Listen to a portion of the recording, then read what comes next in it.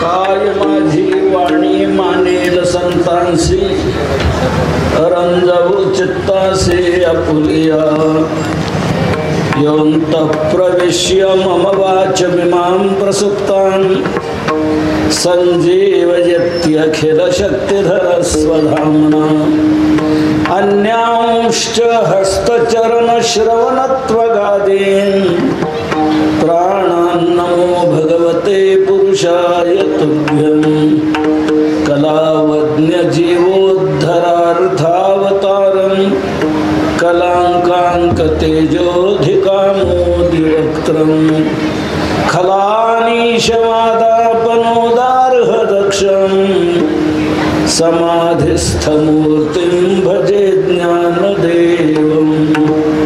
नमो सद्गुरु तुकया ज्ञानदीपा, नमो सद्गुरु सच्चिदानंद रूपा, नमो सद्गुरु भक्त कल्याण मूर्ति, नमो सद्गुरु भास्करा पूर्ण कीर्ति, संपाद्य ज्ञानैच विधाय भक्तिं, विलोकितो येन समाधिराजः, वैराग्यवन्तं सुविचारयुक्तं, नमामि जोगं शिरसा गुरुं तं. आत्मरूप गणेश स्मरण, सकळ विद्यांचे अधिकरण, तेची वंदो श्री चरण श्री गुरूंचे, ते नमस्कारुनी आता. भोगतो न घडे संचिता वाचुनी, करावे ते मनी समाधान, म्हणवने मनी मानू नये खेदू, म्हणावा गोविंदो वेळोवेळा. प्रस्तुत सेवेकरता घेतलेला अभंग संत हृदय सम्राट विश्ववंद्य विश्वसंत विश्वभूषण जगद्गुरु तुकोबरा यांचा आहे. महाराजांच्याच त्रिशतकोत्तर अमृत महोत्सवी सदैव वैकुंठगमन सोहळ्याच्या निमित्ताने आपण सर्व कोल्हापूर जिल्हा व सर्व परिसर हा भव्य प्रमाणात नाम सप्ताह संपन्न करत आहात. हा देवाला अतिशय आवडणारा असा सोहळा आहे. देवाला आपले सोहळे करण्यापेक्षा आपल्या भक्तांचा केलेला सोहळा देवाला अधिक आवडतो. नवे नवे भक्ताचा सोहळा करणं हे देवाचं ब्रीद आहे. ब्रीद आपुल्या दासाचा संभ्रमा सोहळा,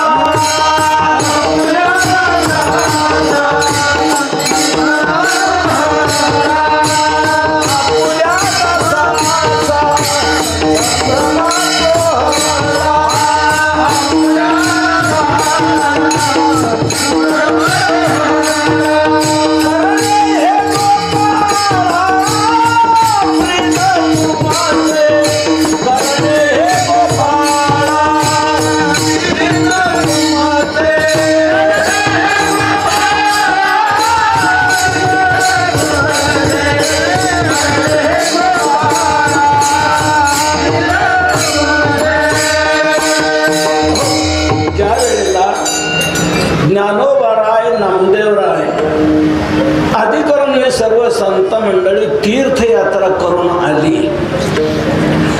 त्यानंतर मोठं स्वागत देवाने तिथे पंढरपुरात केलं.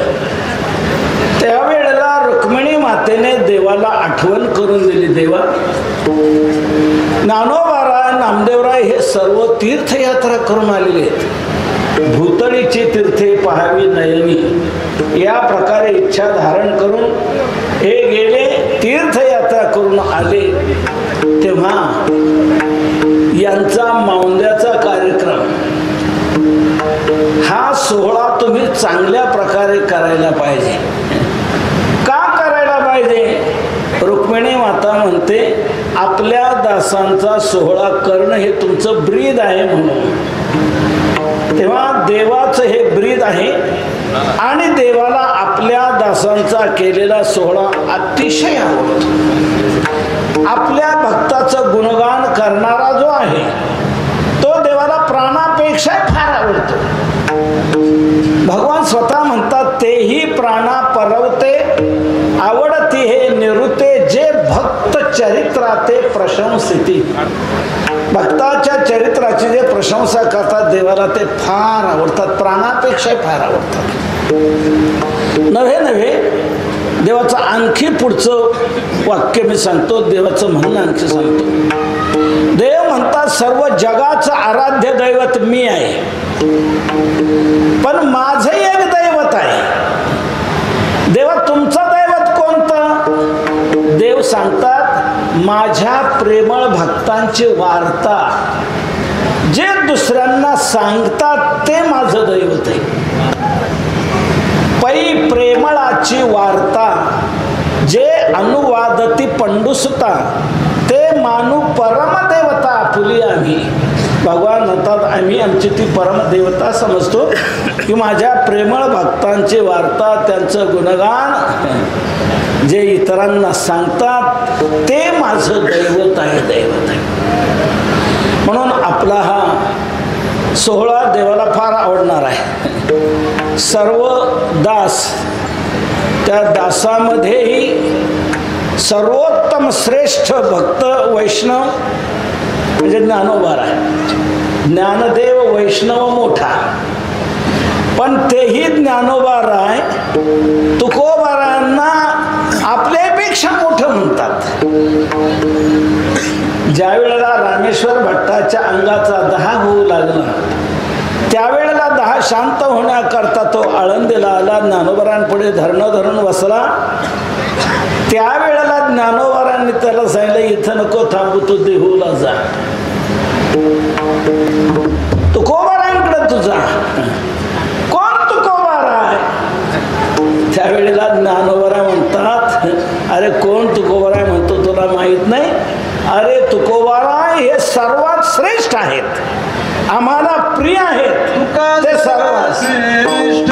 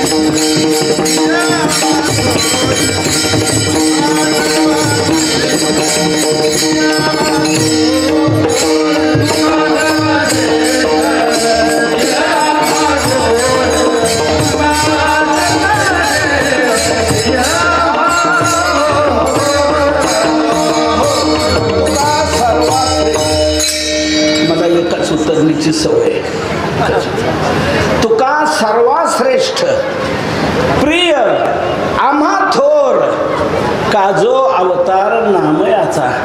माझ्या नामदेवरायांचा ते अवतार आहेत, मला ते अतिशय प्रिय आहेत, सर्वात ते थोर आहे. तुका सर्वाश्रेष्ठ प्रिय आम्हा थोर काजो अवतार नामयाचा. त्यांची तुझं काही घडली रे निंदा, म्हणून या बाधा जडली तुझं. दर्शनेची तुझ्या दोषा परिहार स्वप्ने सविस्तर सांगितले, म्हणून तू तिकडे जा. ज्ञानोबारा सर्वात श्रेष्ठ सर्वात थोर तुकोबरांना म्हणतात, म्हणून तुकोबरांना कळस म्हटलं की नाही. तुका सर्वात श्रेष्ठ प्रिय आम्हा थोर, सर्वात थोर आहे. तुका झालासे कळस, सर्वात वर कळस असतो, कळसाच्या वर काही नसतं. मंदिराला पूर्णता ही कळसामध्ये आहे, आणि कळस ठेवला गेला की मंदिराला पूर्णता आली. मंदिराचं काम समजलं, देऊळाच्या कामा कळस. म्हणून तुकोबरा सर्वोच्च स्थानी आहेत, सर्वात श्रेष्ठ आहेत.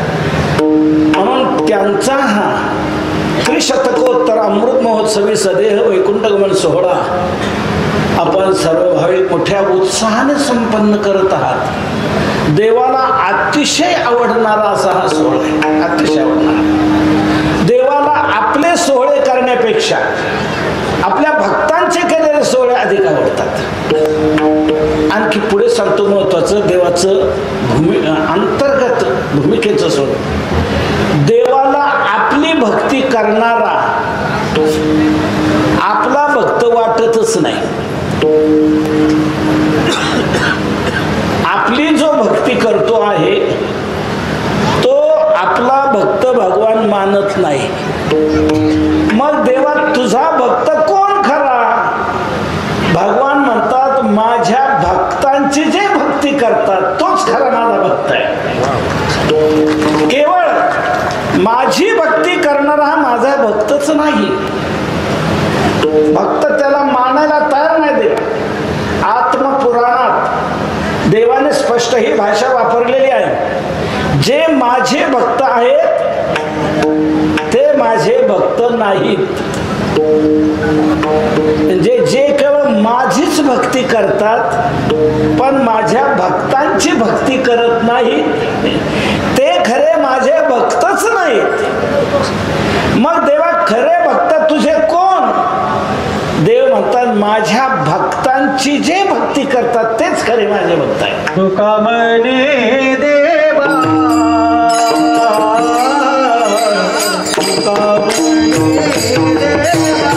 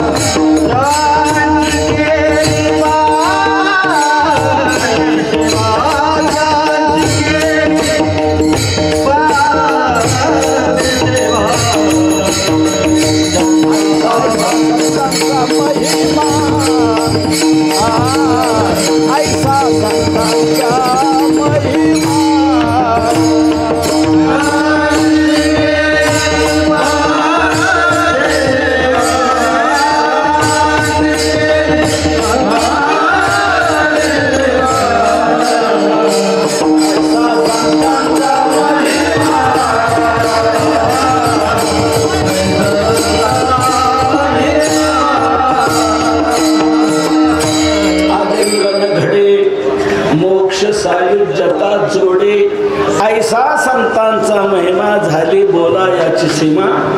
तीर्थे पर्वकाळ अवघी पायापे सकळ तुका म्हणे देवा, त्यांची केली पावे सेवा. ऐसा संतांचा महिमा.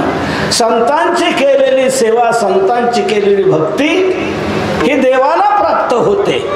म्हणून देव म्हणतात माझी जे भक्ती करतात ते खरे माझे भक्त नाही. माझ्या भक्तांची जे भक्ती करतात ते माझे खरे भक्त आहे. ये मे भक्त जना पार्थ न मे भक्ताश्चते जना मद भक्तानां तू ये भक्ता ते मे भक्त तमामता. जे केवळ माझीच भक्ती करतात ते खरे माझे भक्त नाहीत. मग देवा खरे भक्त कोण? तुझे मत भक्तानाम तुझे भक्ता. माझ्या भक्तांची जे भक्ती करतात तेच खरे माझे भक्त आहेत. म्हणून भक्तांना डावलून कोणी आपली भक्ती करत असेल तर देवाला ती भक्ती वाटत नाही, देवाला तो भार वाटतो. अवघा भार वाटे देवा संत सेवा घाट. देवाला तो भार वाटतो. नव्हे नव्हे देव त्या बाबतीत आपली भूमिका किती कठोर प्रकट करतोय ऐका आपण. देवाला आपली भक्ती भक्ती म्हणून मान्य नाही. देवाला संतांना डावलून आपली केलेली भक्ती ही भक्ती देवाला मान्य नाही. मी एक तुम्हाला प्रश्न विचारतो. देवाची पूजा करणं हा धर्म आहे का अधर्म आहे?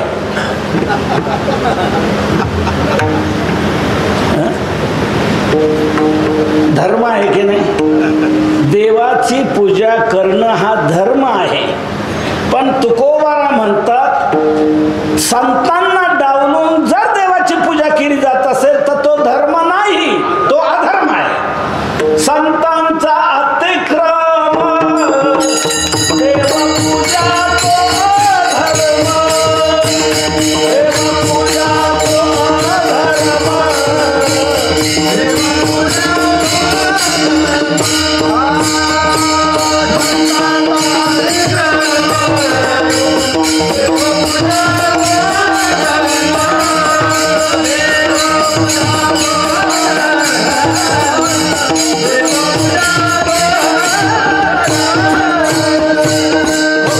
संतांचा अतिक्रम, देवपूजा तो अधर्म.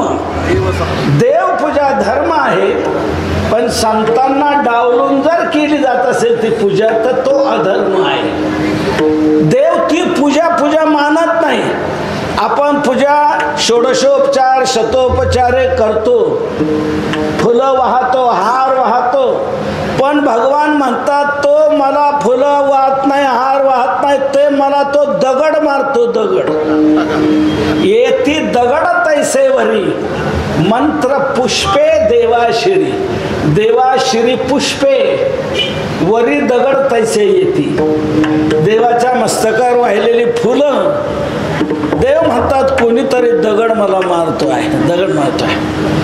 नवे नवे भागवतातली आणखी पुढची भाषा वापरतो देवाची. देवाची पुढची भाषा अशी आहे की तो मला दगडच मारतो असं नाही, तो मला लाथा मारतो. माझ्या संतांना डावलून माझी पूजा कोणी करत असेल तर ती माझी पूजा नाही, तो मला लाथ मारतोय. आणखी शेवटचं पराकोटीचं देवाचं म्हणणं सांगतो, तो लाथ मारतो असं नाही, त्याने माझा घात करायचा ठरवलाय. त्याने आपल्या खेड्याच्या भाषेत सांगतात माझ्या खुनाची त्याने सुपारी घेतली. कोणी जो भक्तांना डावलून माझी पूजा करत असेल त्याने सिद्ध करूनी पूजा संभार, माझे पूजेचा अत्यादर, पूजा करिता एकाग्रदय साधू नर घरा येती, त्या साधूंची पूजा न करिता जो माझी पूजा करी सर्वथा, तेने मज हानितल्या लाथा, की तो माझ्या घाता प्रवर्तला. त्याने मला लाथा मारला, नवे नवे माझा घात करण्याकरता तो प्रवृत्त झालेला आहे. म्हणून देवाला संतांना डावलून आपली केलेली भक्ती मान्य नाही. पण संतांची जर भक्ती केली तर ते देवाला ती अधिक अधिक अतिशय अशी मान्य आहे. आपलं प्रमाण आता झालं ते भक्तांची केलेली पूजा सेवा ही देवाला प्राप्त होत असते. तुका म्हणे देवा त्यांची केली पावे सेवा, तुका म्हणे संत सेवा हेची देवा उत्तम, म्हणविता त्यांचे दास पुढे असं होईल. म्हणून आपण जगद्गुरु तुकोबारायांचा हा सदैव वैकुंठ सुवर्ण सोहळा हा त्रिशतकोत्तर म्हणजे 375वा आहे. हा सोहळा आपण अतिशय भावनेने उत्साहाने संपन्न करत आहात. देवाला हा खूप आवडणारा असा आहे. म्हणून तुकोबारायांनी आपल्या जीवनात इथं येऊन केलं काय आणि पुन्हा इथून गेले कसे याचा विचार आपल्याला थोडासा पाहायचा आहे. इथं येऊन तुकोबारायांनी महत्त्वाचं समाज प्रबोधन केलेलं आहे. जे आड रानातून जातायत, वाम मार्गाने जातायत, त्या वाम मार्गाने आड मार्गाने जाणाऱ्या जीवांना सन्मान दाखवण्याकरता मी इथे आलेलो आहे, अशी तुकोबारांची भाषा आहे की नाही. आम्ही वैकुंठवासी आलो याची कारणासी, बोलिले जे ऋषी साच भावे वर्ताया, झाडो संताचे मार्ग आड राने भरले जग. जग आड रानात प्रविष्ट झालेलं आहे. आड रानातून ते वाटचाल करतायत. तेव्हा अशा आड रानातून धावणाऱ्या जीवांना सन्मार्ग दाखवण्याकरता मी इथे आलो, अशी तुकोबारांची भाषा आहे. तेव्हा तुकोबारांनी इथे आल्यानंतर जे सन्मार्ग दर्शन केलेलं आहे त्यातला एक महत्त्वाचा अतिशय आपल्या जीवनाच्या दृष्टीने घेतला जाणारा, उपयोगाला येणारा असा अभंग मी आज आपल्या पुढे सेवेला घेतलेला आहे. अभंग अतिशय महत्त्वाचा मार्मिक आहे. दुःखाने अत्यंत होरपळत असणाऱ्या परमार्थ पथिकांना आपल्या दुःखाचं कारण समजावून सांगून परमार्थ पथावर अढळ राहायला सांगतात, असा हा तुकोबारायांचा अभंग आहे. अतिशय मार्मिक मार्गदर्शन या अभंगातून तुकोबारांनी आपल्याला केलेलं आहे. मनुष्य जीवन हे एक प्रवाही जीवन आहे, गतिमान जीवन आहे. जशी आपले पंचगंगा, कोयना या गतिमान आहेत की नाही, उगम पावल्या पुढे चाललेल्या आहेत, कुठपर्यंत धावतात त्या समुद्राला जाऊन मिळेपर्यंत. तशी आपली जीवन गंगा देखील ही जन्मरूपी पर्वतातून उगम पावली आणि हिचा शेवट आहे मृत्यूरूपी समुद्राला जाऊन मिळण्यात. तिथपर्यंत ही आपली जीवन गंगा प्रवाहित आहे, वाहते आहे, धावते आहे. आता एक लक्षात घ्या, प्रत्येक गंगेला जसे दोन तट असतात, दोन तटातून ती गंगा वाहते, तसे आपल्या जीवन सरितेलाही दोन तट आहेत. ते कोणते म्हणाल दोन तट, तर एक आहे सुखाचा तट आणि दुसरा आहे दुःखाचा तट. सुख दुःखातून आपलं जीवन प्रवाहित आहे. नेहमी सुखही नाही आणि नेहमी दुःखही नाही. सुखस्यानंतरम दुःखम, दुःखस्यानंतरम सुखम, न नित्यम लभते दुःखम, न नित्यम लभते सुखम. नेहमी सुखही नाही, नेहमी दुःखही नाही. कधी सुख तर कधी दुःख. कधी आपल्या जीवनात बँड बाजा वाजतो तर परत बोंबल बाजा वाजतो. कधी कधी आपल्या जीवनात असे दिवस उजाडतात की आता काय काय खावं, काय काय खावं. तर कधी असाही दिवस आपल्या जीवनात उजाडतो की आता काय खावं. कधी काय काय खावं, कधी काय खावं. ज्वारीचा दाना शिल्लक नाही, काय खावं. असं जीवन आपलं प्रवाहित आहे. नेहमी सुखही नाही, नेहमी दुःखही नाही. सुख दुःख मिश्रित असं आपलं जीवन प्रवाहित आहे. आता मला पुढचा महत्त्वाचा भाग आपल्याला समजून द्यायचा आहे. सुख आणि दुःख ही दोन्ही आपल्या जीवनात येतात. तर मला एक सांगा, सुखाची जशी आपल्याला इच्छा असते तशी दुःखाची इच्छा आपल्याला आहे का? नाही. सुखाची सर्वांना अपेक्षा आहे. सुख आपल्याला मिळावं असं प्रत्येकाला वाटतंय. दुःख मिळावं अशी कोणाची इच्छा नाही. दुःखात उद्विजते जंतु सुखम सर्वाय रुच्यते. दुःखाचा उपभोग आहे, सर्वांना सुखाची अपेक्षा आहे. सुखाची लागी सर्वथा झोंबती प्रपंच परमार्था, भागवतात म्हणतात. प्रपंच करणारे प्रपंच करता सुखा करता, परमार्थ करणारे परमार्थ करता सुखा करता. म्हणजे सर्वांची अपेक्षा सुखाची आहे, पण अपेक्षेप्रमाणे सुख मिळतच असं नाही. आणि ज्या दुःखाची अपेक्षा नाही ते दुःख मात्र आल्याशिवाय राहत नाही. दुःखाची इच्छा कोणी करतंय का? नाही. मुळव्यात व्हावा कोणाला वाटतो का?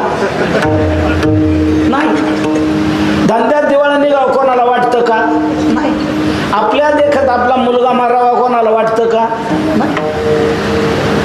दुःखाची अपेक्षा कोणालाच नाही आणि ती कधीच नाही, कधीच नाही.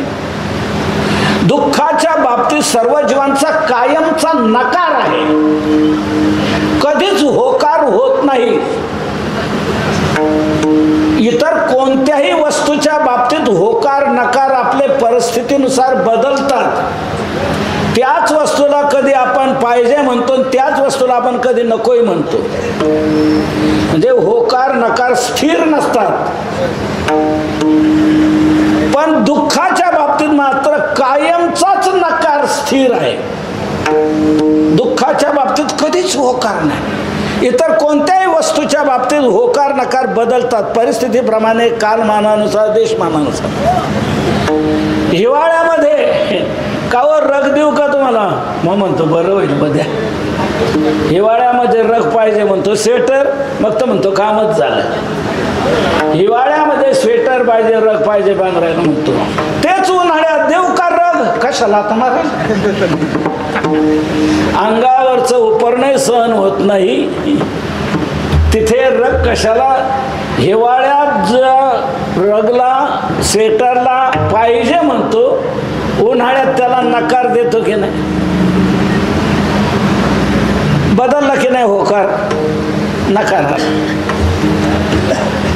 दुपारी चला 4 वाजता जेवायला चला म्हणतो, जाम झाले नको.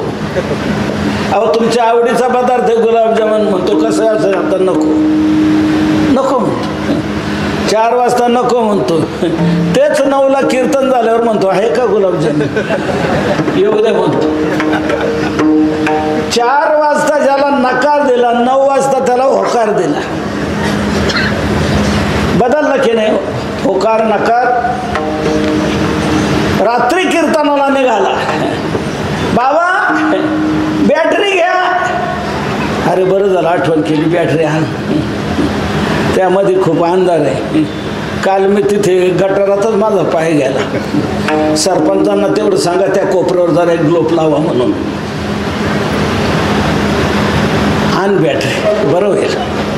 संध्याकाळी कीर्तनाला निघाला, बॅटरी पाहिजे म्हणतो. तेच सकाळी काल्याच्या कीर्तनाला निघाला, बाबा बॅटरी. आता कशाला बॅटरी? रात्री बॅटरी पाहिजे म्हटला, सकाळी बॅटरी नको म्हटला. म्हणजे कोणत्याही वस्तूच्या बाबतीत आपले होकार नकार बदलतात.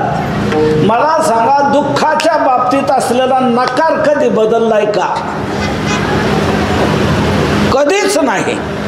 दुःख पाहिजे असं कोणी कधीच अपेक्षित नाही, नकोच म्हणतो.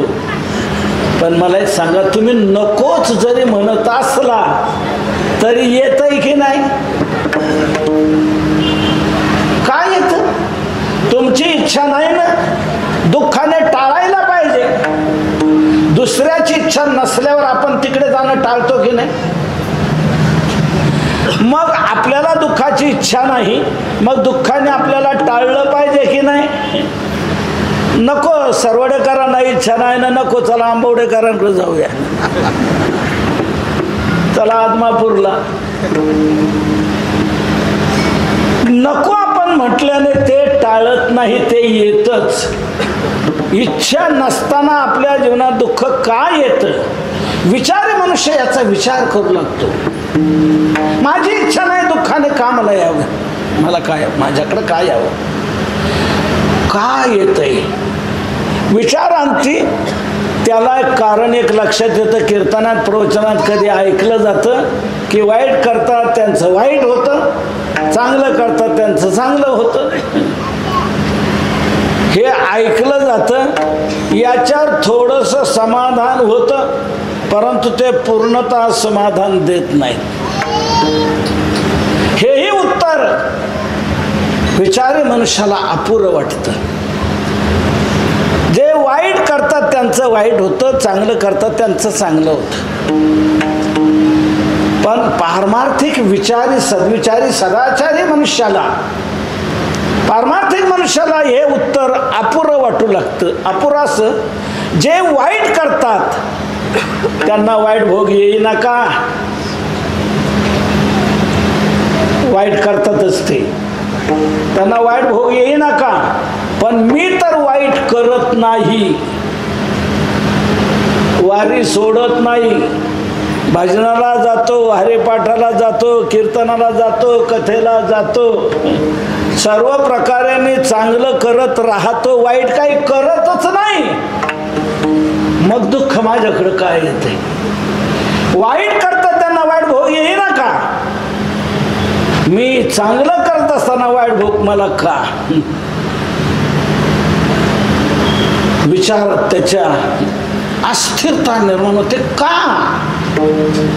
माझी इच्छा नाही, इच्छा नसताना येत आहे. वाईट करतात त्यांना वाईट भोग मिळतो, पण मी तर वाईट करत नाही, मग वाईट मला का प्राप्त होत आहे? अशा त्याच्या विचाराच्या धामधुमीत काही नास्तिक डोमकावळे त्याला भेटतात आणि ते त्या पारमार्थिक मनुष्याच्या दुःख क्षतेवर टोच मारतात. ते त्या पारमार्थीला म्हणतात, का हो तुम्ही तर फार देवदेव करता, ही वारी ती वारी, हा सप्ताह तो सप्ताह, हे कीर्तन ते कीर्तन, सारखा तुमचा देवदेव चालू आहे, मग तुमच्या जीवनात हे दुःखाचे प्रसंग का? भोगे कळो येती, दुःखाचे प्रसंग का? तुमचा बैल का मरावा, तुमच्या घराला अक्का लागावी, तुमचा धंदा दिवाळ्यात निघावं का, तुम्हाला रोग व्हावा का? तुम्ही देवदेव करताना, चांगलं करताना मग तुमच्या जीवनात हा वाईट भोग का? मग आम्ही नाही बरे, कधी आळंदीला जात नाही, पंढरी चुकून पाहत नाही, आमच्या गावात सप्ताह बसतो असं मी ऐकतो, पण मी त्याचं अजून तोंड पाहिलं नाही. मी हे काहीच करत नाही, तरी मी कसं मजेत आहे, मला पडसं नाही का खोकला नाही. आणि तुम्ही इतका देवदेव करता, मग तुमच्या जीवनात हे दुःखाचे प्रसंग का? आणि मी काहीच न करता मी कसा मजेत आहे? याचा अर्थ लक्षात घ्या, ह्या देवदेव करण्यावर काही अवलंबून नाही. कशाला लोकांच्या नादी लागतात, सप्ताह करतात, भजन करतात, वारी करतात, याच्यावर जर काही अवलंबून असतच तर हे करून तुम्ही दुःखात का? आणि हे आम्ही काहीच करत नाही तरी आम्ही मजेत का? असं त्यांनी नास्तिकाने बोलल्यानंतर हा पारमार्थिक ढिला कच्चा जर असला ना जरा, तर तो म्हणतो खरंच नाही तर काय, आपण इतका देवदेव करावा, चांगलं वागावं, सदाचरणाने राहावं, तरी आपल्या जीवनात दुःखच दुःख. आणि हे काही खातात, काही पितात, काही करतात, कसंही वागतात, तर हे मजेत का? याचा अर्थ हे म्हणतात तेच तर खरं नाही की या देवदेव करण्यावर काही अवलंबून नाही. असा विचार त्याच्या डोक्यात शिरून तो परमार्थ पथातून बाजूला व्हायला पाहतो. अशा त्या पारमार्थिकाला तुकोबाराय आजच्या अभंगातून अतिशय मोलाचं मार्गदर्शन करतात. तुकोबारा म्हणतात, भल्या ग्रस्ता, तू सदाचरणाने जीवन जगत असता नाही, तुझ्या जीवनात जो दुःखाचा भोग घडतो आहे हा तू आता करतो त्या कर्माचा नाही. आता जे तू सदाचरणाने राहतो, आता जे परमार्थ मार्गाने तू वाटचाल करतो त्याचा हा वाईट भोग नाही. मग हा वाईट भोग कसला आहे? तुकोबारा म्हणतात, हा वाईट भोग जो तुला घडतो आहे हा तू पूर्वी करून ठेवलेल्या कर्माचा आहे. म्हणजे पूर्वीच्या म्हणजे कुठल्या? त्याला संचित म्हणतात. त्या संचिताचा हा भोग तुला प्राप्त होतो आहे.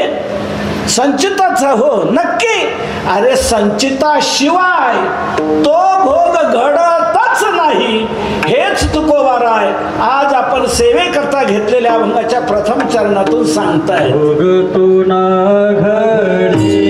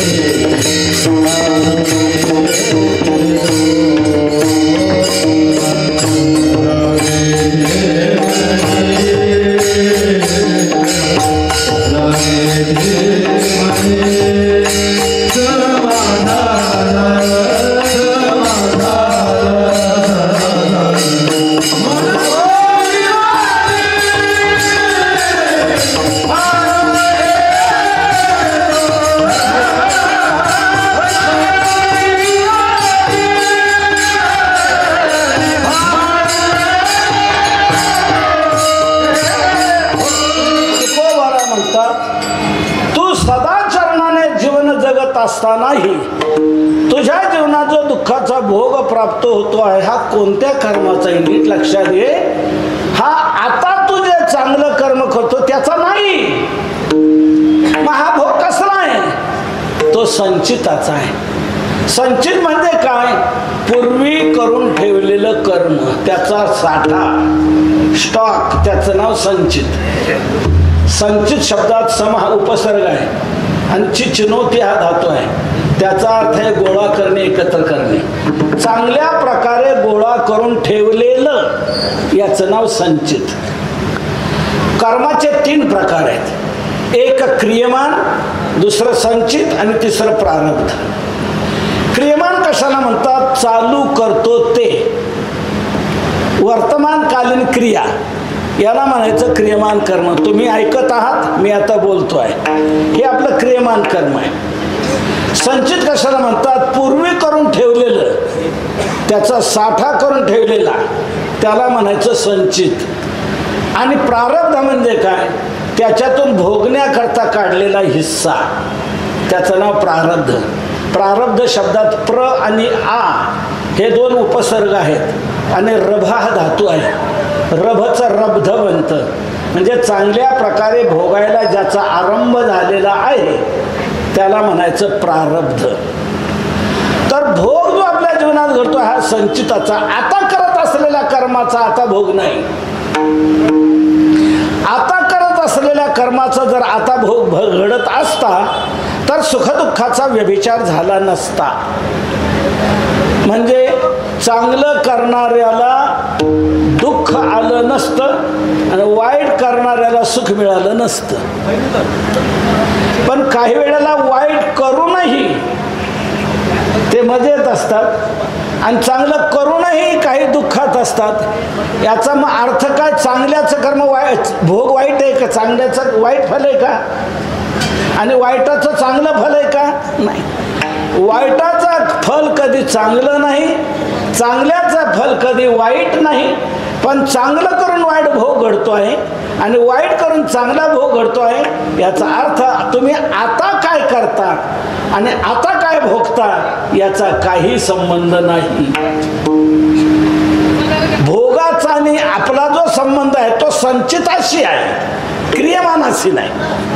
पूर्वी करून ठेवलेल्या कर्माशी आहे. आता करतो त्या कर्माचा आता भोग नाही. आपण बहुसंख्य शेतकरी आहात. शेतकऱ्याच्या दृष्टीने समजून सांगतो म्हणजे झटकन तुमच्या लक्षात हे फिट बसेल, म्हणजे मला पुढे जाता येईल. आपण शेतात पेरणी करतो की नाही? शेतात पेरणी करतो त्या कर्माला म्हणायचं क्रियमान कर्म. पेरणी आपण करतो हे आपलं क्रियमान कर्म आहे. नंतर ते पीक तयार झालं, नंतर आपण छाटणी केली, काढणी केली, मशीन आणली, बोलावली, धान्य काढलं, पोत्यात भरून ठेवलं, बळदात पिऊन पेवात साठवून ठेवलं. जे साठवून ठेवले त्याला म्हणायचं संचित. आणि जे साठवून ठेवले त्याच्यातून 2 पायल्या काढून जे गिरणीत दळायला पाठवलंय त्याला म्हणायचं प्रारब्ध. बारकाईने लक्षात घ्या बरं का. मला एक सांगा, आज जी आपण भाकरी खात आहोत, आज ही आज पेरलेल्या धान्याची खातो का? आज पेरलेल्या धान्याची भाकरी आज आपण खात नाही. मग आज जी आपण भाकरी खात आहोत, आज जो भोग आपल्याला घडतो आहे हा आज पेरलेल्या धान्याचा आहे का? नाही. मग कधीच आहे? पूर्वी पेरलेलं, मागे पेरलेलं, तयार झालेलं, काढून घेतलेलं, साठवून ठेवलेलं, त्याच्यातून आपल्याला ती आज भाकरी खायला मिळते आहे. आज पेरलेल्या धान्याची आज आपल्याला भाकरी खायला मिळत नाही.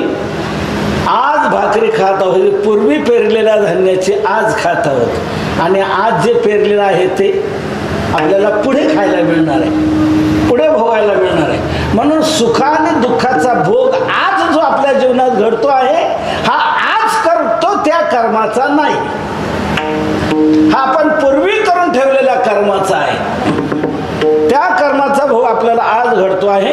आपण ते पूर्वी कर्म केलंय, ते आपल्याशी संचितात जमा झालंय आणि मग ते आज आपल्याला भोग द्यायला आले. केले कर्म झाले त्याची भोग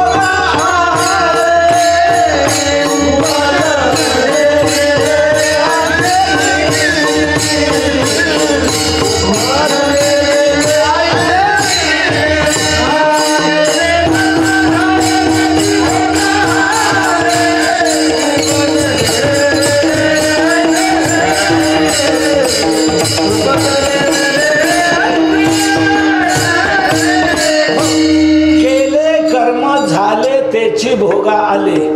इथे 3 क्रियापद आहेत. केले, झाले, आले.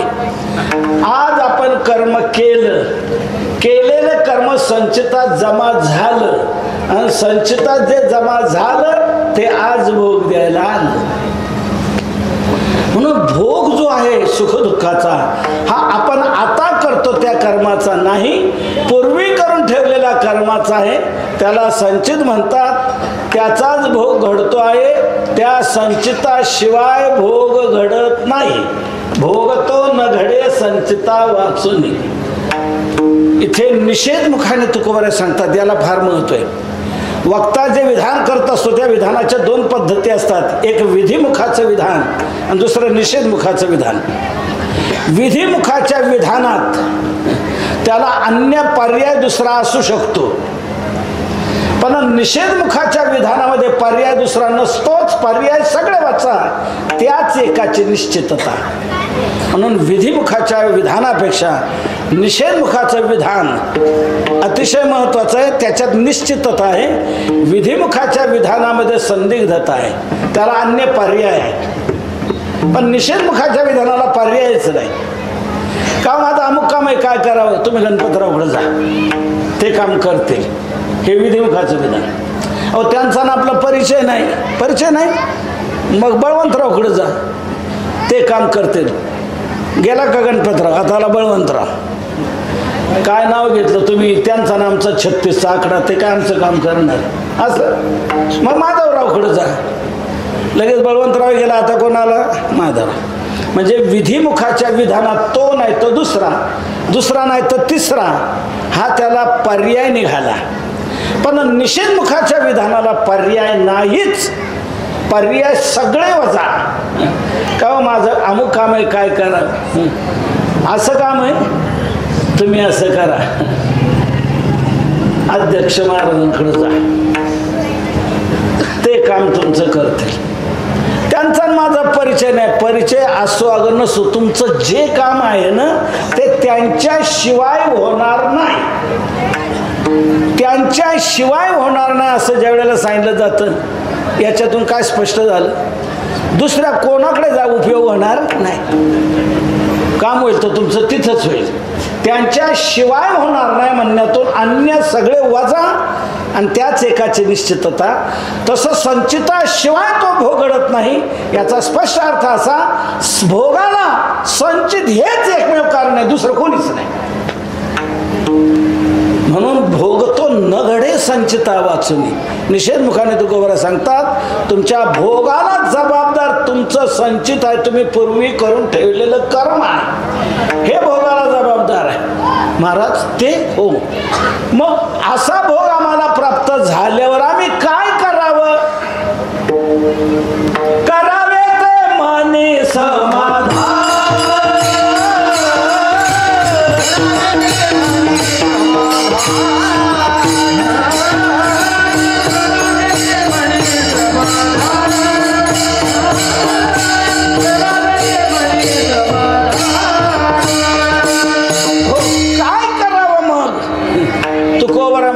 तुमच्या हातात एक आहे, काय करावे ते मनी समाधान. मनी ते समाधान करावे, मनात ते समाधान करून घ्यावं. जसा भोग प्राप्त होईल त्या प्राप्त भोगात समाधान मानायला शिका. मग काही हो, जे घडेल ते घडेल, त्यात समाधान मानायला शिका. आपण चांगलं झाल्यावरच समाधान मानतो, वाईट झाल्यावर समाधान मानत नाही. तुकोबारा म्हणतात चांगलं घडो की वाईट घडो, जो भोग प्राप्त होईल त्या प्राप्त झालेल्या भोगात समाधान माना, करावे ते मनी समाधान. कोणी म्हणेल वाईट भोग प्राप्त झालं समाधान का करायचं, नका करू समाधान. काय कराल पुढे तुम्ही, पुढे काय कराल, तुमच्या हातात काय आहे. तुम्ही समाधान जर नाही मानलं तर काय करणार, काय करू शकत नाही, दुसरा इलाज नाहीये. तुम्ही त्यात बदल करू शकत नाही. संचित जसं तुम्हाला भोग द्यायला आले तसा भोग भोगावाच लागणार, त्यात बदल होणार नाही. नाही म्हणे आमचे वरपर्यंत संबंध आहेत, वरून आम्ही बदल घडवू. कुठेही जा, वरूनही बदल होणार नाही. कोणाकडं जाण्यातही नाही, तुमच्या भोगात बदल होणार नाही. वरपर्यंत संबंध म्हणजे कुठपर्यंत तुमचे, फार तर मुख्यमंत्री किंवा पंतप्रधान घ्या, वरून आम्ही दबाव आणू, वरून काय आम्ही जोर लावू आणि बदल करू. इथे बदल होऊ शकत नाही. कोणीही तुमच्या भोगात बदल करू शकत नाही. अहो इतके संबंध आहेत, ते संबंध असले म्हणून काय झालं. पंतप्रधानापर्यंत जरी संबंध असले तर ते पंतप्रधानही आपला भोग चुकवू शकत नाहीत. का, त्यांनाच त्यांचा चुकवता आला नाही तर आपला कुठून चुकवता. पंतप्रधानांना त्यांचा भोग त्यांना चुकवता आला नाही तर आपला कुठून चुकवणार. मी आपल्याला लक्षात आणून देतो, आपल्या देशात घडलेल्या 2 दुर्दैवी घटना आहेत. 2 पंतप्रधान आपले मारले गेलेत आपल्या देशातले, आहे की नाही. पहिल्या पंतप्रधान विश्वनेत्या इंदिराजी, त्यांची हत्या झाली की नाही, त्यांना मारण्यात आलं की नाही. मला सांगा त्यांना कोणी मारलं, अंगरक्षकाने. मला सांगा अंगरक्षक मारण्याकरता असतात का. अंगरक्षक शब्दाचाच अर्थ काय, अंगाचं रक्षण करणारा तो अंगरक्षक, बॉडीगार्ड, अंगाचं रक्षण करणार. बरं, ज्या अंगरक्षकांनी मारलं ते अंगरक्षक त्यांचेच होते का दुसऱ्यांचे होते, त्यांचेच होते. त्यांच्याच अंगरक्षकांनी त्यांना मारलं म्हणजे पंतप्रधानांना त्यांचाच भोग चुकवता आला नाही, आपला काय चुकवणार. दुसरा राजीव गांधी. राजीव गांधीची ही हत्या झाली. कशी झाली, हार घालायला आलेल्याकडून झाली, आहे नाही. हार घालायला आले त्याच्यातूनच बॉम्बस्फोट घडला आणि त्याच्यात राजीव गांधीची हत्या झाली. मला सांगा, हार घालायला आलेला आपला शत्रू असतो का. पण हार घालायला आलेल्यांकडूनच हत्या घडली की नाही. त्यावेळेला काही कीर्तनकारही हार घालून घ्यायला घाबरत असत, आपले काय होईल. माझा मुद्दा आपल्या लक्षात आला असेल. पंतप्रधानांनाही त्यांचा भोग चुकला नाही, चुकवता आला नाही. आपण कोण किस गल्ली में गलबला, आपला भोग आपण काय चुकवणार, कोण चुकू शकणार आहे. वरून कोणी आपला भोग चुकू शकत नाही, त्यांना त्यांचा भोगावा लागलेला. आता याच्या पुढे मी जाऊन सांगतो, तुम्ही देवादिकांपर्यंत जरी पोहोचलात तरी देवादिक हे तुमचा भोग टाळू शकत नाहीत. तुम्ही करून ठेवलेला कर्माचा भोग तुम्हाला भोगावाच लागणार. देवादिकही टाळू शकत नाही का, त्यांनाही त्यांचा भोग चुकला नाही, आपला काय चुकणार आहे. देवादिकांनाही त्यांचा भोग त्यांना भोगावा लागलाय की नाही. ज्ञानोबरायांचा एक मोठा प्रसिद्ध अभंग आहे. त्या अभंगातून ज्ञानोबरांनी सर्व मोठ्यांची दिवाळी जाहीर केलेली आहे. मोठमोठ्यांना आपला कर्मभोग कसा भोगावा लागलेला आहे. परेसी गव्हारा सादर, कर्मे निर्वंश झाले सकर, भिल्ले विंधिले शारंधर, झाला पुरंदर सहस्र नयन, कर्मे मन्मथ झाला असे राख, कर्मे चंद्रासी घडला दोष, कर्मे भार वाहती कुर्मशेष, कर्मे खरमुख ब्रह्मा देखा. संपूर्ण अभंग बघा. कर्मे दशरथ वियोगे मेला, कर्मे श्रीराम वनवासा गेला, कर्मे रावण क्षय पावला, वियोग घडला सीता दे. दशरथाला हे राम करत करत मरावं लागलं. प्रभू रामचंद्रांचा राज्याभिषेक ठरला होता का वनवास ठरला होता? बरं मुहूर्त पाहिला होता की नाही? मुहूर्त काढणार कोणी साधा खेड्यातला भडबुंजा ब्राह्मण होता का? साक्षात कुलगुरू वशिष्ठ मुनींनी राज्याभिषेकाचा मुहूर्त काढला रामप्रभूंच्या. पण झाला का राज्याभिषेक? तेव्हा जो पाय राज सिंहासनावर चढायचा तोच पाय वनाच्या रस्त्याला लागला. काय शुभकर ग्रह काय बोंबलतील तुमच्या कर्मापुढे? किम कुर्वन्ति शुभा ग्रहा वशिष्ठ दत्त लग्नश्च राम किम भ्रमते वनम. वशिष्ठाने मुहूर्त काढूनही रामाला का वनाला जावं लागलं? कर्मभोग कारणीभूत. रामाला हे कर्म चुकलं नाही. बरं वनात गेल्यावर तिथं तरी समाधान का? नाशिकला पंचवटीला जाऊन पर्णकुटी बांधून राहिले, गंगेचं स्नान करायचे, राहायचे आनंदात राहा. पण तिथे एक लंकेचा कुत्रा आला आणि तो सीतामातेला घेऊन गेला. वियोग घडला सीता देवी. मी नाही म्हणत, तुकोबराने म्हटलं म्हणून मी म्हटलं. देखोनी सुनाट घेऊन आले सुनेवो.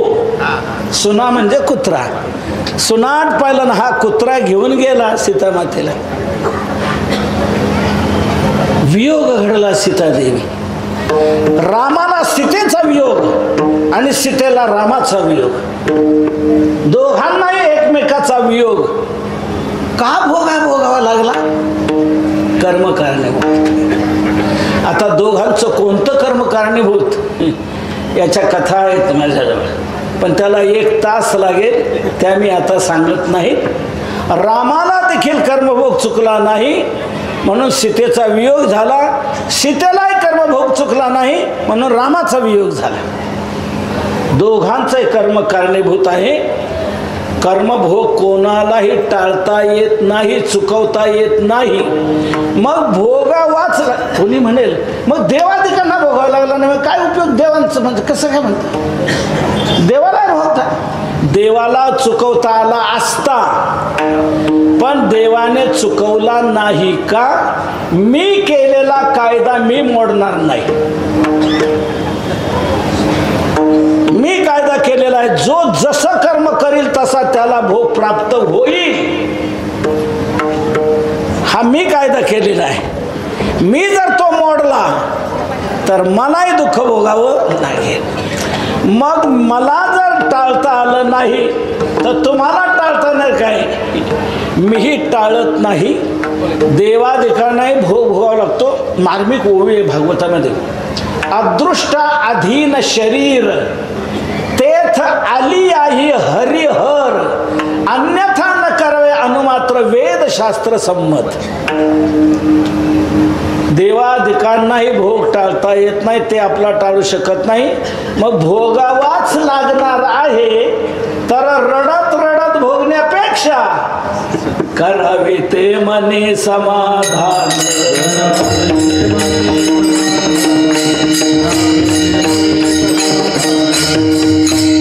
मनी ते समाधान करावे. समाधान मानत मानत राहावं. म्हणजे जो भोग घडतो आहे त्या भोगाचा दुःखाचा परिणाम तुमच्या वृत्तीवर होणार नाही.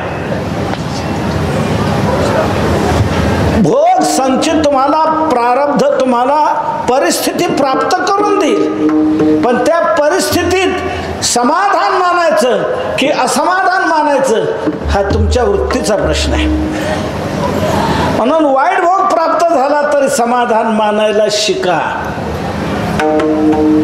तुकोबरायांनी मानले की नाही हो?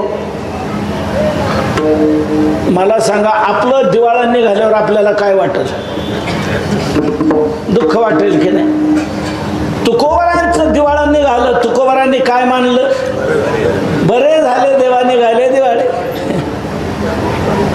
बरी या दुष्काळी पिढा केली. बायको मेली, मरू नये कोणाची, पण मेली. सांसारिक जीवनात उच्च कोटीचं दुःख जर कोणतं असेल तर पत्नी मरण पावणं. दुष्काळामध्ये पत्नी अन्न करता मेली. दुष्काळी आटिले द्रव्य नेला मान, स्त्री एक अन्न करिता मेली. तुकोबाराने काय मानलं? बाईल मेली मुक्त झाली, देवे माया सोडविली. बरं झालं. दुःख प्रारब्ध संचित आपल्याला दुःख प्राप्त करून देईल, ते त्याचा भोग देईल. पण तो जो भोग घडतो आहे त्या भोगात समाधान मानायचं काही असमाधान मानायचं हा आपल्या वृत्तीचा प्रश्न आहे. आपण वृत्ती जर स्थिर ठेवली, भोग हा आपल्या संचितानुसार प्राप्त झालेला आहे. संचित शरीराचं भोग भोगील ते, मी याहून वेगळं आहे असं समाधान ठेवलं तर दुःखातही आपल्याला दुःख वाटणार नाही, दुःखातही आपल्याला समाधानच वाटेल. म्हणून करावे ते मनी समाधान. जे होईल त्यात समाधान मानायला शिका. का? याचं पहिलं उत्तर मी दिलं. आपण त्यात बदल करू शकत नाही. भोगावाच लागणार आहे भोग, तर रडत भोगण्यापेक्षा करावे ते मनी समाधान. हे एक महत्त्वाचं उत्तर. आणखी दुसरं अतिशय महत्त्वाचं उत्तर तुम्हाला सांगतो. दुःखाचा भोग प्राप्त झाल्यानंतरही समाधान का मानायचं? अतिशय महत्त्वाचं तुम्हाला लक्षात मी आणून देतो. आपण जे कर्म करतो ते कर्म दोन प्रकारचे होतात. एक चांगलं होतं, एक वाईट होतं आपल्या हातून. चांगलं जे आपल्या हातून घडतं त्याच्यावर पुण्य म्हणून शेरा पडला जातो, ते आपल्या संचितात जमेला जातं. वाईट जे आपल्या हातून घडतं त्याच्यावर पाप म्हणून शेरा पडतो, ते आपल्या संचितात जमेला जातं. आता लक्षात घ्या बरं का, संचितात स्टॉक जो आहे आपल्या कर्माचा जमा तो दोन प्रकारचा आहे, पुण्यात्मक आणि पापात्मक. काही वाईट केलेलं आणि काही चांगले केलेलं, याचा स्टॉक आपल्या संचितात जमा आहे. यापैकी पुण्य म्हणून ज्याच्यावर शेरा पडलेला आहे ते संचित ज्या वेळेला आपल्याला भोग द्यायला येतं त्यावेळेला आपल्याला सुख मिळतं. आणि वाईट पाप म्हणून ज्याच्यावर शेरा पडलेला आहे ते संचित ज्या वेळेला आपल्याला भोग द्यायला येतं त्यावेळेला आपल्याला दुःख मिळतं. पुण्य ज्या वेळेला भोग द्यायला येतं त्यावेळेला सुख मिळतं, आणि पाप ज्या वेळेला भोग द्यायला येतं त्यावेळेला दुःख मिळतं. आता लक्षात घ्या, दुःख कशामुळे आले? पापामुळे आले. आणि सुख कशामुळे आले?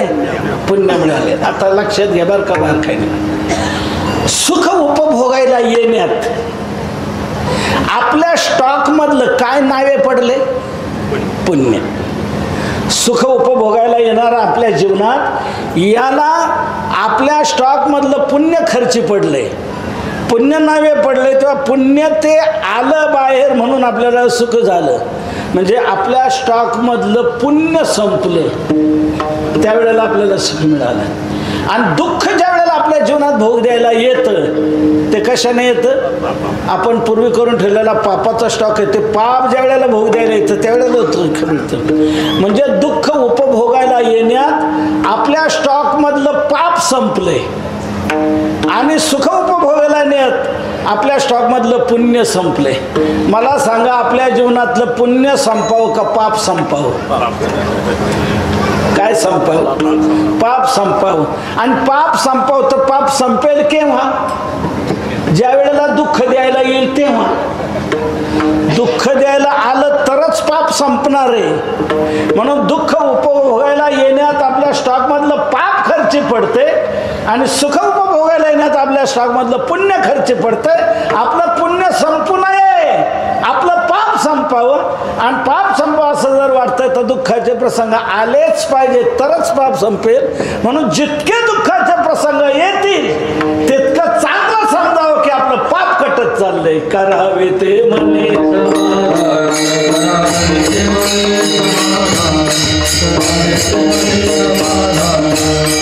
करावे ते मनी समाधान. दुःख उपभोगायला येणं चांगलं आहे की आपलं पाप संपत चाललंय. सुखभोगायला येणं चांगलं नाही, कारण पुण्य संपतंय त्याच्यात. मी आता लौकिक दृष्टांत तुम्हाला सांगतो, म्हणजे झटकन तुम्ही याच्यातून प्रसन्न व्हाल. आपल्या घरात अनेक चीज वस्तू आहेत. टी व्ही आहे, फर्निचर आहे, आपले वेगवेगळे असे समाधान देणारे वस्तू आहेत.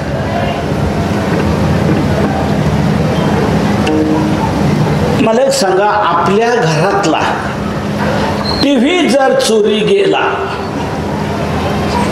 आपल्याला काय वाटेल? दुःख वाटणार. आपला टी व्ही गेला दुःख वाटणार. आपल्या घरातला फ्रीज गेला दुःख वाटणार.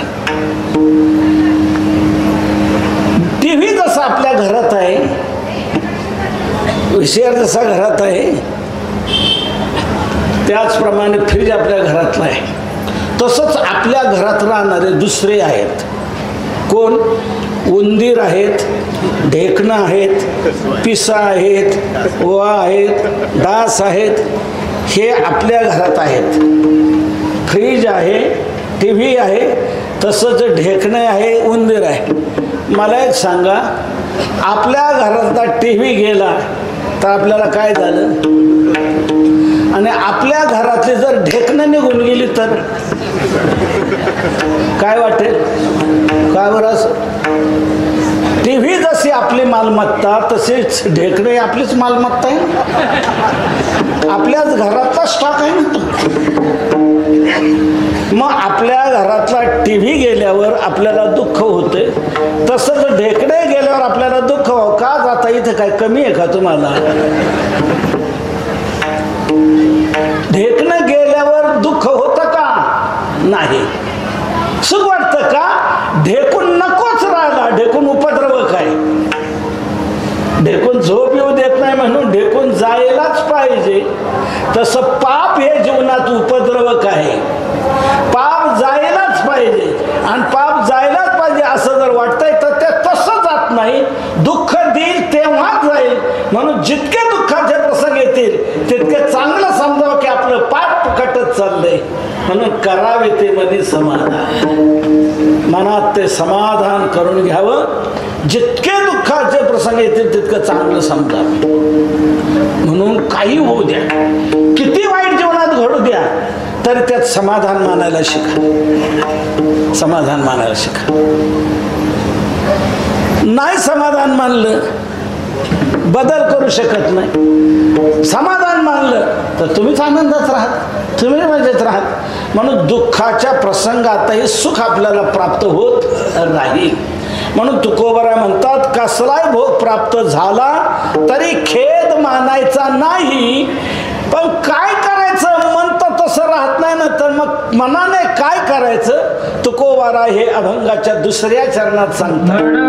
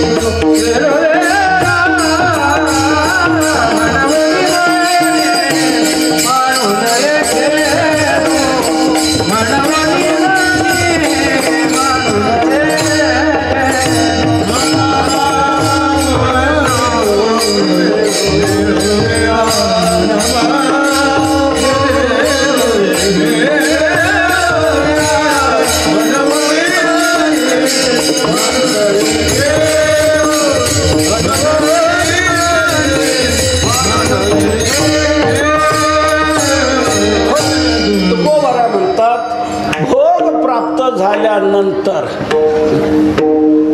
करायचा नाही, त्याच्यात सुख मानायचं. करावे ते म्हणे समाधान. का दुःख उपभोगायला येण्यात आपले पाप कटत चालले. पाप हे जीवनात दुःख देतं, पुण्य हे जीवनात सुख देतं. सुख दुःख ही फळं आहेत. भोगणे ते फळ संचिताचे, म्हणजे सुख दुःख हे फळ आहेत. आणि त्या फळाचं बीज काय आहे मला एक सांगा. फळ कशाला येतं? झाडाला. म्हणजे झाडाला जे फळ येतं म्हणजे जे बीज आपण लावलंय तेच फळ येतं की नाही. कोणत्या झाडाला कोणतं फळ यावं आपल्या इच्छेवर आहे का? कोणत्या झाडाला कोणतं फळ यावं हे आपल्या इच्छेवर आहे का? नाही. मग कशावर आहे? त्याच्या बीजावर आहे. तुम्ही बीज लावलंय कोणतं त्याच्यावर त्याचं फळ अवलंबून आहे. बीज तैसी फळे येती वरी. तुकोबराय सांगतात बीज तैसी फळे येती वरी. बीज पेरोनिया तेची घ्यावे फळ, डोरलीस केळ कैचे लागे. जसं बीज असतं तसं फळ असतं. फळ हे बीजावर अवलंबून आहे, आपल्या इच्छेवर नाही.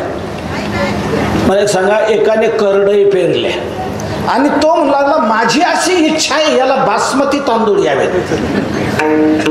येतील का? माझी इच्छा आहे ना. तुझी इच्छा असली तरी येणार नाही. माझी इच्छा याला बासमती तांदूळ यावेत म्हणून हे मी पेरलंय. माझी अशी इच्छा याला बासमती तांदूळ यावेत म्हणून मी याला पाणी घातलंय. माझी अशी इच्छा आहे याला बासमती तांदूळ यावेत म्हणून मी खत दिले. माझी अशी इच्छा याला बासमती तांदूळ यावेत म्हणून मी फवारणी केली. अरे तू सगळं जरी केलं तरी त्याला बासमती तांदूळ येणार नाही. का? बीज करडायचं आहे. जे बीज असेल तसंच फळ येतं. तुमच्या इच्छेवर नाही, त्याच्या बीजावर आहे. तसं सुख आणि दुःख ही फळं आहेत. हे तुमच्या इच्छेवर नाही, त्याच्या बीजावर आहे. आणि त्याचं बीज आहे पाप आणि पुण्य. सुखाचं बीज आहे पुण्य आणि पापाचं बीज आहे पाप. पाप हे दुःख द्यायला येतं. मी नाही सांगत, ज्ञानोबराय सांगतात मग विधीची वाफ चुकवी, अन्यायाचे बी वाफवी, कुकर्माचा करवी राब जरी, तरी तयाची सारिखे, असंभड पाप पिके, मग जन्म कोटी दुःखे भोगी जीव. मग जीव दुःखे भोगी. कधी पाप पिके, मग पाप पिकल्यानंतर दुःख भोगण्याची पाळी येते. आणि पुण्य हे सुख द्यायला येतं. लक्ष द्या, पुण्याचं फळ आहे सुख, पापाचं फळ आहे दुःख. हे आपलं ध्यानात ठेवलं पाहिजे. कोणी म्हणेल आम्हाला आज माहीत झालं. आज नाही, सर्वांना पहिल्यापासून माहिती आहे की दुःख येते पापामुळे, सुख मिळते पुण्यामुळे. पण माणसं पुण्य करत नाहीत आणि पाप सोडत नाहीत, म्हणून सुख मिळत नाही, दुःख मिटत नाही. सर्वांना माहित आहे दुःख येते पापामुळे. तुम्ही म्हणाल कसं काय? मी समजून सांगतो तुम्हाला. ज्या वेळेला दुःखाचे प्रसंग आपल्या जीवनात काही येतात त्यावेळेला दुसरे आपल्याला भेटायला येतात. का असं असं कानावर आलं, खरं घडलंय का? हो नाही घडलंय. कसं काय बरं? म्हणतो अहो काही कळत नाही. आपण तर कशात नाही, आध्यात मध्यात काहीच नाही, तरी आपल्यावर हे भोगायची पाळी आली. असं कसं काय? काय कारण असेल ना त्याला. तो म्हणतो कारण तर काहीच नाही. मग असं कसं काय होईल? म्हणतो काहीतरी आपलं पूर्वजन्मीचं पाप म्हणतो की नाही. शेवटी काहीतरी आपलं पूर्वजन्मीचं पाप म्हणतो. म्हणजे याचा अर्थ जे दुःख आले माझ्या पूर्वी करून ठेवलेल्या पापाचं हे फळ म्हणतो की नाही. म्हणजे सर्वांना माहित आहे की नाही दुःख येतंय पापामुळे. आणि चांगलं काय घडलं का तिथे आपण हेच म्हणतो काहीतरी पुण्याई कामाला आली म्हणून वाचलो. नाही तर चारदा एसटी पलटी होऊन 2000 फूट खोल तरी जाऊन कोणी जगल का? काहीतरी पुण्याई होती म्हणून जगलो आणि काहीतरी पाप म्हणून हे दुःख भोगण्याची पाळी आली. म्हणून आपल्याला हे माहीत आहे दुःख येते पापामुळे, सुख येते पुण्यामुळे. म्हणून आपल्याला दुःख येऊ नये असं वाटतं, पाप होऊ देऊ नका. आणि सुख मिळावं असं वाटतं तर पुण्य केल्याशिवाय राहू नका. पाप करत राहिलो की ते दुःख द्यायला येणारच. म्हणून पाप करू नका. पण होऊन गेलंय मग ते भोग द्या येणारच. मग आता ते राहू देऊ नका. पाप घालवण्याकरता एक मार्ग आहे नामचिंतन. म्हणावा गोविंदू वेळोवेळा गोविंदाचं चिंतन करा, स्मरण करा. नामचिंतनाच्या पुढे पाप राहू शकणार नाही. हरि उच्चारणी अनंत पाप राशी जातील शिक्षण मात्रे. किती स्टॉक असू द्या, किती स्टॉक असू द्या, तो लवकर संपवण्याकरता एक मार्ग आहे नामचिंतन. नाम संकीर्तन साधन पै सोपे जळतील पापे जन्मांतरे. जन्मांतरात ते पापे जरी असले जळून भस्मसात होतील. नामचिंतन प्रभावी साधने. म्हणून म्हणावा गोविंदू वेळोवेळा गोविंदाचं भजन करा की लवकर तो स्टॉक संपून जाईल, की दुःख मिटून जाईल, की नामचिंतन दुहेरी फल देतं. पाप घालवतं आणि पुण्यही देतं. हरिमुखे म्हणा पुण्याची गणना कोण. म्हणून पाप गेलं की दुःख संपेल आणि पुण्य तयार झालं की ते तुम्हाला सुख द्यायला येईल. म्हणून कसलाही भोग आला तरी खेद मानायचा नाही. म्हणवनी मनी मानू नये खेदू. म्हणावा गोविंदू वेळोवेळा गोविंदाचं स्मरण करा, चिंतन करा. बस हा मोठा उपाय आहे त्याच्यावर. दुःख घालवण्याकरता, संपवण्याकरता महत्वाचा जालिम उपाय आहे नामचिंतन. नामचिंतनाने तुमचा स्टॉक लवकर संपून जाईल पापाचा, आणि पाप संपून गेलं की दुःख संपलं जाईल. म्हणून गोविंदाचं वेळोवेळा भजन करा.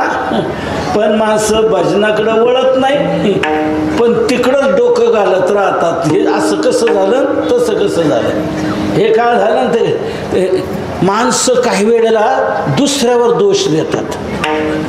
आपल्या जीवनात काय वाईट घडला की तो राम भाऊ आला आणि त्यांनी ही कांडी केली आणि त्यामुळे असंही भोगाची पाळी आली. याच्यामुळे झालं आणि त्याच्यामुळे झालं. माणसं दुसऱ्यावर दोष देतात आणि दुसऱ्यावर दोष देतात नाही, रुसतात.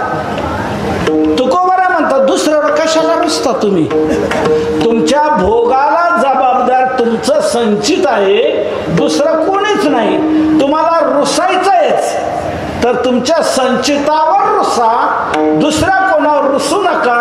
हे अभंगाच्या 3ऱ्या चरणात सांगतात.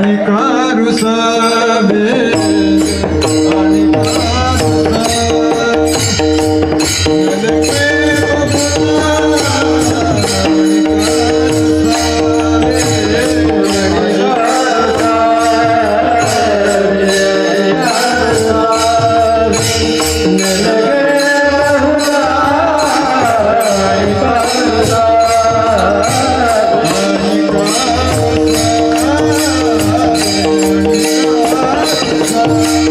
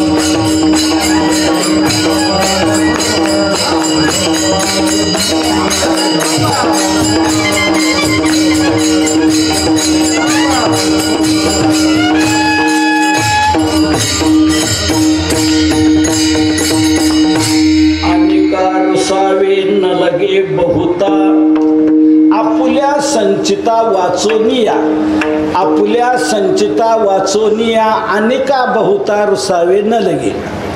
आपल्या संचिताशिवाय अन्य दुसऱ्या कोणावर रुसण्याचंच काही कारण नाही. का? दुसरे जबाबदार नाहीच आपल्या भोगाला. आपल्या भोगाला जबाबदार आपण पूर्वी करून ठेवलेलं संचितच आहे. मग दुसऱ्यावर काय रुसायचं तर मग त्याच्यावर रुसावं जे कारणीभूत आहे. रुसावे फुगावे आपुलियावर.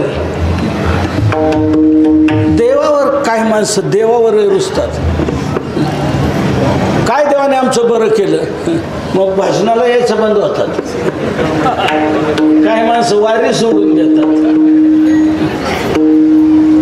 50 वर्ष वारी करत आलो. पंढरपुरात गेल्या वर्षी आमचा मुलगा बरोबर आला होता. तो तिथं मेला ना चतुर्दशीला. 50 वर्ष मी वारी केली पांडुरंगांची आणि माझा मुलगा मारला. अरे देवावर रुसण्याचं काय करणं. त्याचं संचित जोपर्यंत होतं प्रारब्ध तोपर्यंत जगलं. त्याचं आयुष्य संपलं तो मेला. देवावर रुसतात वारी बंद करतात.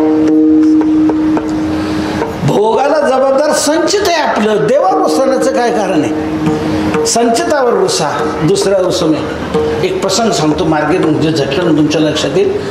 भक्त मालिकेत सजन कसाई नावाचे थोर भक्त होऊन गेले. सजन कसाया ते सजन कसाई जगन्नाथपुरीच्या यात्रेला चालले. पायी वारी पायी चालले. एका घरी मुक्काम.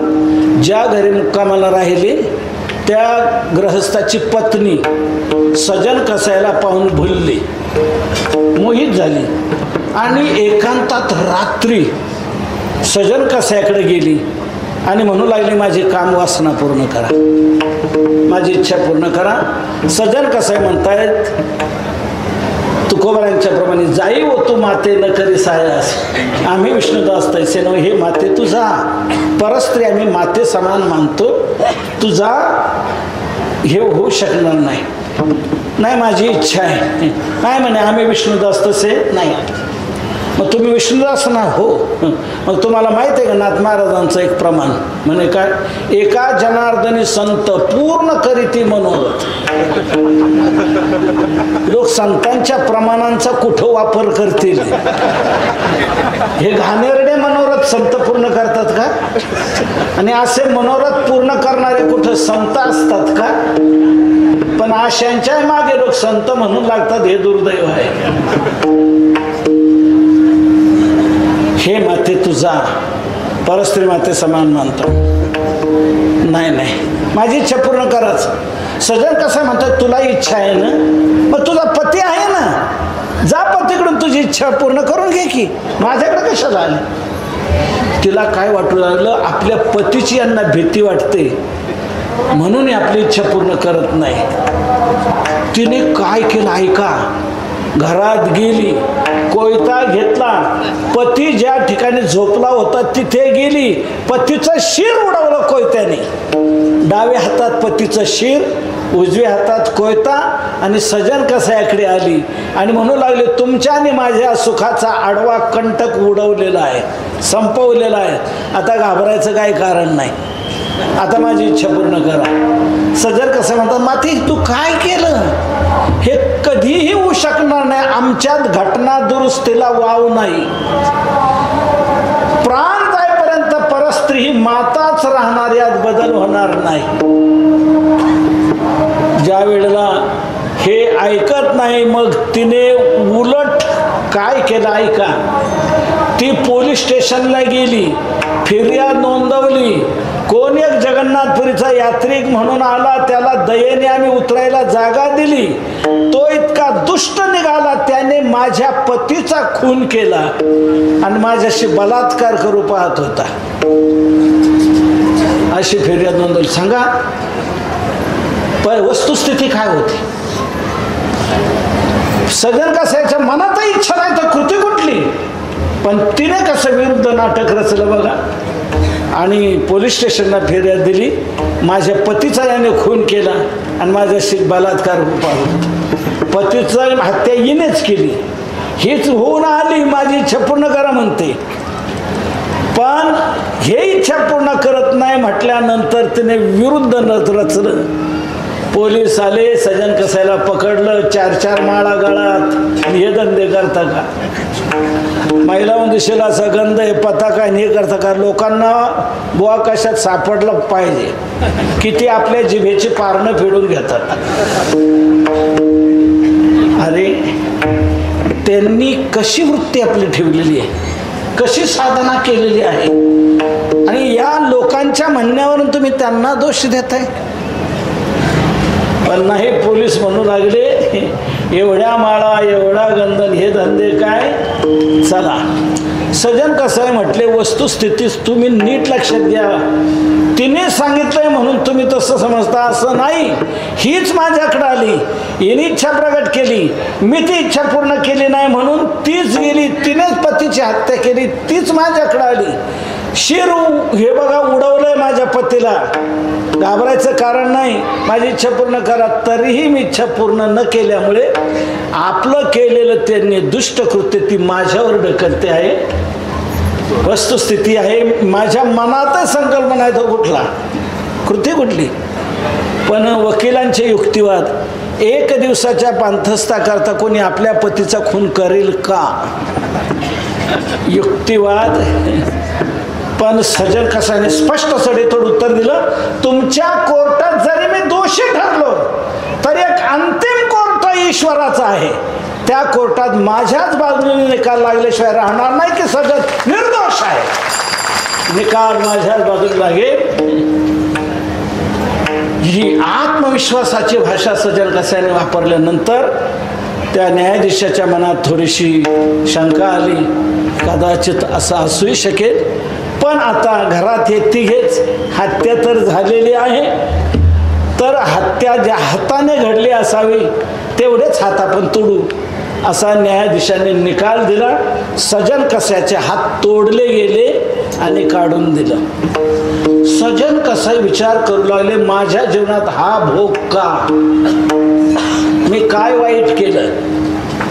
वाईट काहीच केलं नाही. मी यात्रे जगन्नाथपुरीच्या यात्रेला चालले, हीच माझ्याकडे आली. मी सांगितले, हे माते तुझा, मी माता म्हणतोय तिला, तिनेच हत्या पतीची केली, माझ्याकडे आली. पुन्हा म्हणते, मी सांगितले होणारच नाही. तिने हे उलट नाटक रचलं. मग हे बाकीचं जाऊ द्या, पण देवा तू तर अंतर्यामी आहे ना, तू तर सर्वत्र आहे ना, तुला हे कळतंय ना, मग माझ्या जीवनात हा वाईट भोग का? धुंद झाला तुझा दरबार, देवा तुझ्या राज्यात कायदा आणि सुव्यवस्था ढासळली, तू राजीनामा दे आता. देवावर रुसले सजन कसाय. कर्मफल दाता तू आहेस ना, मग मी हे कर्म केलेलं आहे का? मग मला हे फल का, वाईट भोग का? त्या अर्थी तू बिघडलाय, आता नाही तुझ्या दर्शनाला यायचं. फिरले माग, पण पुन्हा म्हणू लागले, देव कोणाचंच वाईट करत नाही, माझं कसं वाईट करेल? मग मला हा वाईट भोग का? आपण त्याच्याकडेच समजून घेऊ, त्यालाच विचारू याचा जाग. निघाले पुन्हा. पण पुन्हा ती बाई दिसायची, ते पोलीस दिसायचे, हांता मारताना दिसायचे, हात तोडलेले दिसायचे. मग देव कुठे गेला? पुन्हा फिरायचे. 3-4 वेळ झालं, नाही म्हणे आता शेवटी देवाकडेच जाऊ आणि सोक्ष मोक्ष येऊन आणि कायमचा देवाला राजीनामा देऊ. जगन्नाथपुरीला पोहोचले, बगीच्यात थांबले. देवा तुला गरज असेल तर ये, मी नाही येणार तुझ्या दरबारात. जगन्नाथ भगवान पालखी घेऊन आले, सजनाच्या पुढे ठेवली आणि सजना बैस, या पालखीत तुला न्यायला मी आलेलो आहे. जगन्नाथ भगवान नतमस्तक झाले, देवा नाही येणार मी तुझ्या. का रुसलास माझ्यावर? हे बघ माझे हात का तोडले गेले, माझी निर्वत्सना का झाली, मला का दोषी ठरवण्यात आलं? मी तुझं तोंड पाहण्याची माझी आता इच्छा नाही. देव म्हणतात तुझ्या जीवनात हा भोग घडला न हो, त्या बाईने नाटक रचलं ना हो, तिने हत्या केली ना हो, तुझ्याकडं आले ना ते हो, तू नाही म्हटलं ना हो, मग पुन्हा तुलाच हा भोग प्राप्त झाला ना हो. मग म्हणूनच तर मी म्हणतो ना तू कुठं गेला. म्हणून माझी इच्छा नाही तुझं दर्शन घेण्याची. जगन्नाथ भगवान म्हणतो तुझ्या जीवनात भोग घडला ना, हा घडला ना तेच तर सांगतो. मग तुझ्या संचिताशिवाय नाही माझ्यावर रुसू नको. म्हणे माझं संचित काय, मला आठवतं तसं मी वाईट काही केलंच नाही. आठवतं तसं नाही, हे मागच्या जन्माचं आहे तुझं वाईट. म्हणजे मागच्या जन्मात मी काय केलं वाईट सांग. देवाने लगेच मागच्या जन्माची व्हिडिओ कॅसेट लावून दाखवली. सजन असे चाललेले आहेत, समोरून एक गाई येते आहे, त्या गाईच्या पाठीमागे कसाई आहे. सजन कसं म्हणतात देवा हे काय, म्हणे ते पुढून येणारे हभप तुम्ही आहात. ती मधी गाई आहे आणि ते मागून येणारे तो कसाई आहे.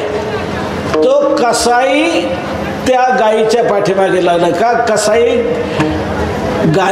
कसाईच्या ताब्यातली गाय सुटून गेली, ही आली म्हणून तिच्या मागे तो कसाई लागलेला आहे. तो ओरडतोय आडवा आडवा त्या गायीला आडवा. तुम्ही समोरून येत होता, तुम्ही हा विचार केला नाही. आडवा म्हणतो तो शेतकरी आहे का कसाई आहे, तुम्ही तो विचार केला नाही. त्या गायीच्या गळ्याला मिठी मारली, गायीला अडवलं तुम्ही. कसाई आला, तुम्ही त्याच्या ताब्यात ती गाई दिली. तो कसाई गायीला घरी घेऊन गेला. त्याने काय हाराचं ताट आणलं, शाल श्रीफळ आणलं का, सत्कार केला का नाही. कसाईने काय केलं, त्या गायीची हत्या केली.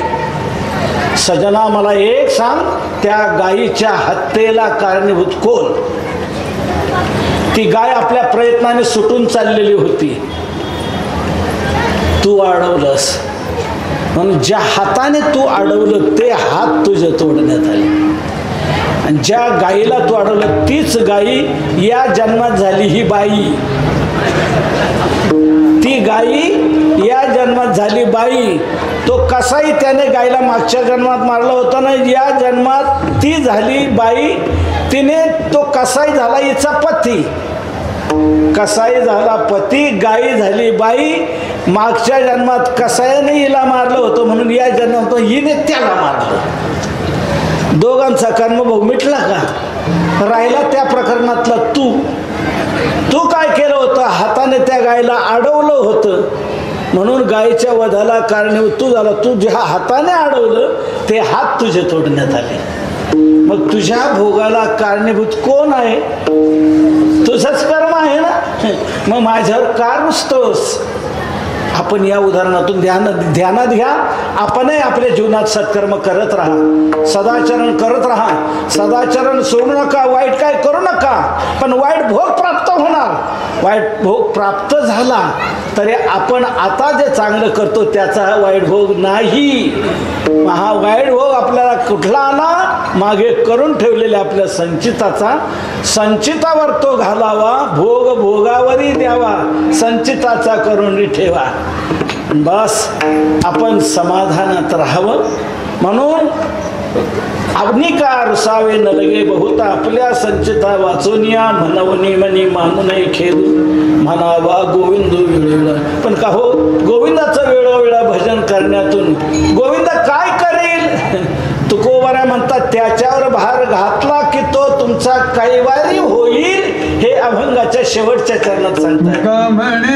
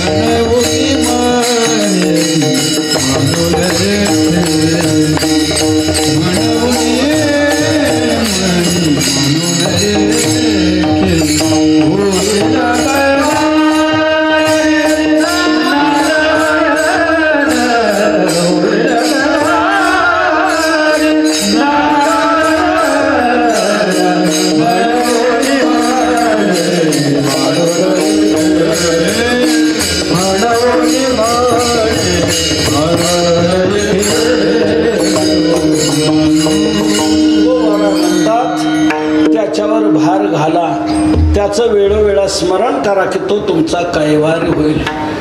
आज आपण कथा ऐकली, प्रल्हादाचं चरित्र ऐकलं. तुकोबारांचा कृतयुगातला पहिला अवतार म्हणजे प्रल्हाद.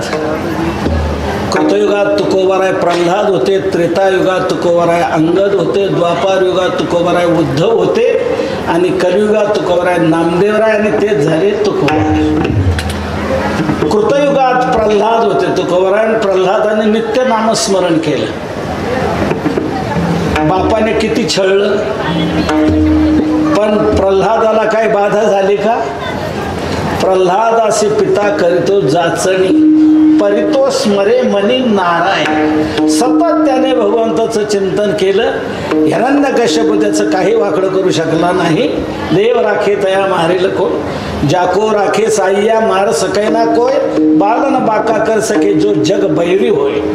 जग त्याचं वैरी झालं तरी त्याचा केस कोणी वाकडा करू शकत नाही. प्रल्हादाचं रक्षण, अंगदाचं रक्षण, उद्धवाचं ब्रह्मशापापासून रक्षण, कलियुगात नामदेवरायांचं बादशापासून रक्षण आणि तुकोबारायांचंही याप्रमाणे रक्षण. असे 4 युगातले 4 अवतार तुकोबारायांचे 4ही युगात रक्षण केलेलं आहे. तुका म्हणे भार घातली यावरी होईल कैवारे नारायण, म्हणवनी मनी मानुने खेदू, म्हणावा गोविंद वेळोवेळा ज्ञानेश्वर.